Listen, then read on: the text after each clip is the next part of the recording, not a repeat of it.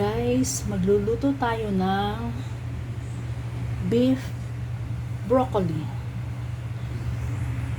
in oyster sauce. Ayan. Itong iba nating mga ingredients: ginger, chili, bell pepper, button mushroom, and carrot strips para may kulay naman. Ito na ang ating tubig na mainit. Iba-blanch ko dyan ang broccoli, pati carrots. Lagyan natin ng asin. At oil. Para lalabas ang natural na pagka-green ng broccoli. Titingkad ang pagka-green niya. Ito na guys, boiling na ang ating water. So, ilalagay na natin ang ating broccoli.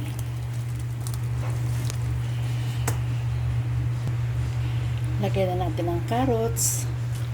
Pagkalagay ng carrots, sandali lang yan guys. Guys, mainit na ang ating kawali. Lagyan na natin ng mantika. Ayan. Nilagyan ko na ng paminta. Ngayon, ilagay naman natin ang ating luya. Sunod natin ang sili. Tapos ay ang beef. Dinikit na.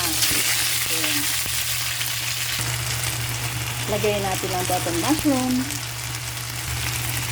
Lagay natin ang bell pepper. Ang ganda na itsura guys, oh. At ang bango-bango. Lagay na natin ang broccoli at ang carrot.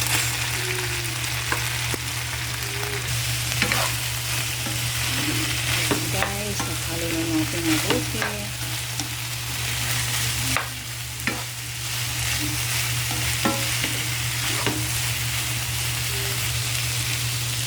Lagyan na natin ng oyster sauce.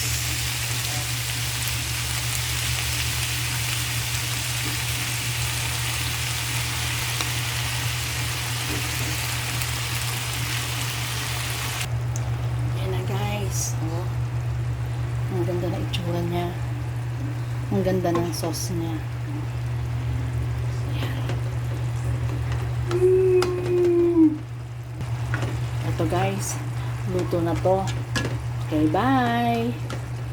See you next time. Samahan niyo ako muli sa aking pagluluto. Bye! Thank you for watching.